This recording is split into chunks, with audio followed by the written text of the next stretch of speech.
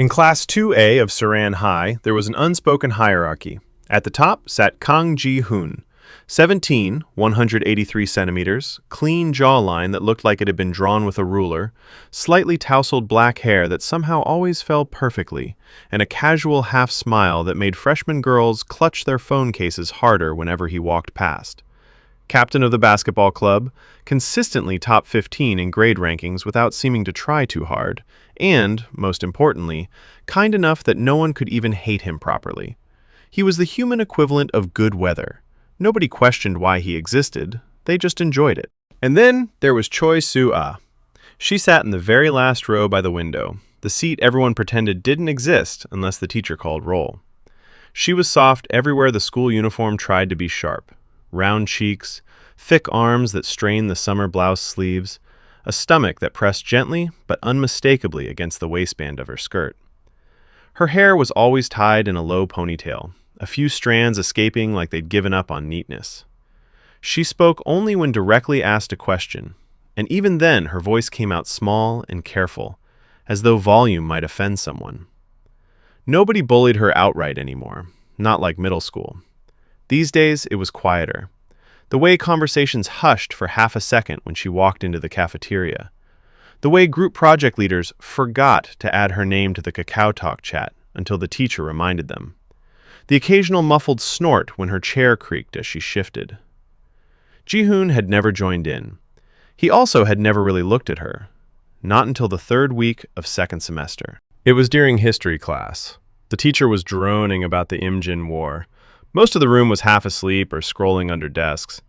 Ji-hoon's gaze drifted left, past Minso's perfect profile, past Taejun doodling basketball plays, and landed, accidentally, on Soo-ah. She wasn't sleeping. She was reading ahead in the textbook, lips moving faintly as she mouthed the words. A small crease between her brows, one chubby finger tracing the timeline in the margin. She looked serious. Not in the performative way some girls did when they wanted to look smart, just genuinely focused, like the Battle of Hansando actually mattered to her at 10:47 a.m. on a Tuesday. Ji-hoon stared for maybe 4 seconds longer than he should have, and she glanced up, straight at him. Their eyes met. Her pupils widened. Her cheeks flushed from jaw to hairline in under 2 heartbeats. She jerked her head down so fast her ponytail slapped her shoulder. The textbook slid half an inch, and she fumbled to catch it, knocking her pencil case instead. Pens rolled across the floor like tiny escapees. Ji-hoon turned forward instantly, ears burning. What the hell was that? He told himself it was nothing, just eye contact. Happens every day. But his pulse wouldn't calm down, and worse, he kept wanting to look back. After school, Ji-hoon usually stayed for basketball practice. Today, practice was canceled. Coach had a staff meeting. So he walked home instead of taking the bus. He stopped at the CU near the school gate, the one with the good banana milk selection. Inside, the air smelled of instant ramen and wet umbrellas. He grabbed a banana milk, a kimbap, and was heading to the counter when he heard a small, embarrassed voice at the self-checkout. Excuse me, it's not scanning.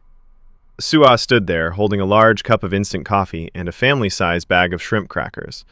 The scanner kept beeping red. Her shoulders were hunched, like she wanted to disappear into her own collarbones.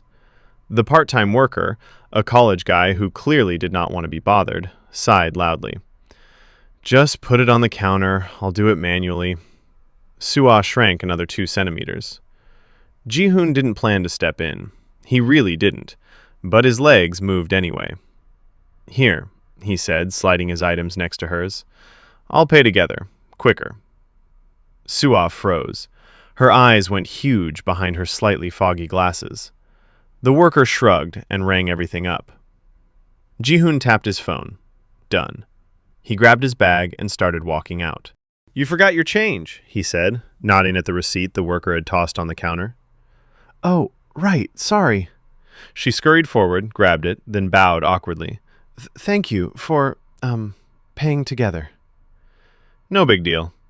He meant to leave. Instead, he asked, You live this way? She blinked up at him. Yeah, near the old post office. Same direction. I'll walk with you part way. Her mouth opened, Closed. Opened again.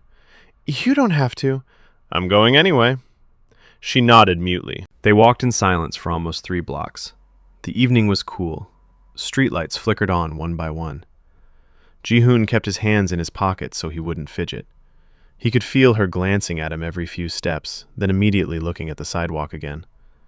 Finally she spoke, voice barely above traffic noise. Why did you help me? He shrugged. Looked annoying, that's all. She bit her lip. Most people would have just ignored it. Yeah, well, most people are lazy. Another long silence. Then, very quietly, I'm Choi Soo-ah. I know. Her head snapped up. You do? Same class. 2 years now. Oh. She hugged the plastic bag tighter. I didn't think anyone noticed. He glanced at her, really looked. Her cheeks were pink again. The streetlight caught the soft curve of her jaw, the way her lashes fluttered nervously. She wasn't pretty in the way the girls who followed him on Instagram were pretty. She was different, softer, more real somehow. His stomach did a weird flip. I notice more than people think, he said. She stared at him like he'd spoken in another language.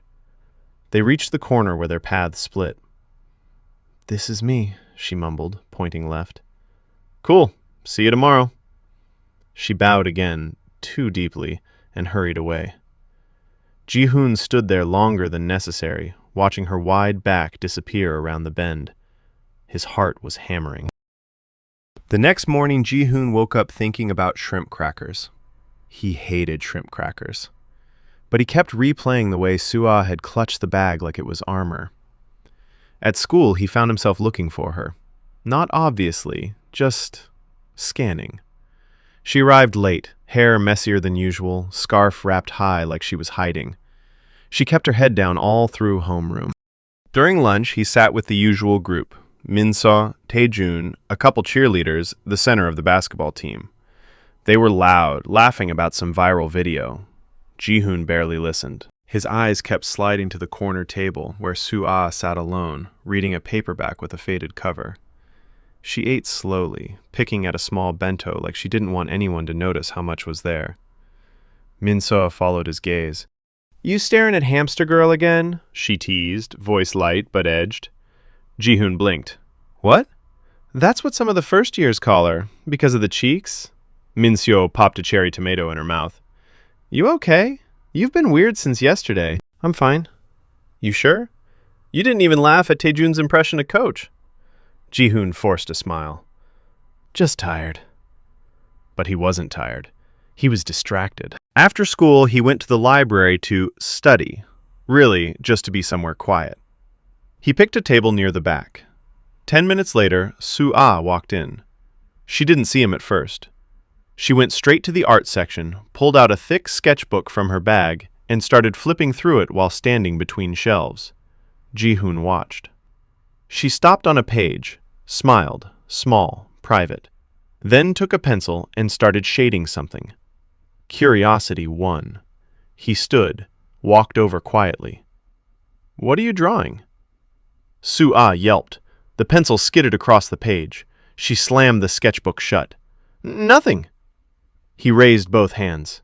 Sorry, didn't mean to scare you. She clutched the book to her chest like a shield. It's just doodles. Can I see? Her eyes darted left, right, then back to him. They're not good. I don't care if they're good. She hesitated for a painfully long time. Then, slowly, she opened the book and turned it toward him. The page showed a detailed drawing of the school rooftop. The rusted railing, the water tank in the corner, the way clouds looked at 5 p.m. in autumn. It was beautiful. Not flashy, just honest. Every line felt careful. Ji-hoon stared. You drew this? She nodded, cheeks flaming. It's really good. It's just practice, she mumbled. I like quiet places. He flipped back a page, with permission in her tiny nod. Another drawing, the convenience store at night, the neon sign reflected in a puddle. The angle made it look strangely lonely and warm at the same time. "You were there last night," he said. She froze. "You remember?" "Yeah," he met her eyes. "I remember." For the first time, she didn't look away immediately. They stood like that, between the art shelves, her sketchbook open between them, until the library announcement said closing in 10 minutes. The next week was strange. Ji-hoon didn't suddenly start sitting with Sua. That would have caused a riot. But he started saying hi in the morning. Just a casual, "Morning," as he passed her desk. She would squeak back, "Good morning," and then bury her face in her arms for the next 5 minutes. He started waiting at the CU after school sometimes. Not every day, just often enough that it didn't look deliberate. When she appeared, he'd lift his banana milk in greeting. She'd blush, buy her shrimp crackers, and they'd walk together for those 3 blocks. They didn't talk much, but the silence felt comfortable. One Thursday it rained. They stood under the tiny awning of the CU, watching water bounce off the sidewalk. Sua spoke first. "Why are you being nice to me?" Ji-hoon leaned against the wall, hands in pockets. "Do I need a reason?" "People usually do." He looked at her, really looked. Rain had stuck a few strands of hair to her cheek. Her glasses were fogged at the bottom. She looked small and cold and unfairly cute. "I like being around you," he said. Her eyes went wide. Then she laughed, short, nervous, disbelieving. "No, you don't." "Yeah, I do." She hugged herself tighter. "You're you, and I'm—" She gestured vaguely at herself. "This." "So?" "So it doesn't make sense." He stepped closer, just enough that their shoulders almost touched under the awning. "Maybe I don't care about sense." She stared up at him, raindrops caught in her lashes. He wanted to kiss her. He wanted it so badly his hands shook in his pockets. Instead, he said, "Can I walk you all the way home today?" She swallowed. Then, so quietly he almost missed it, "Okay." They walked through the rain together, sharing his umbrella. Neither of them spoke, but their pinkies brushed once. Neither moved away.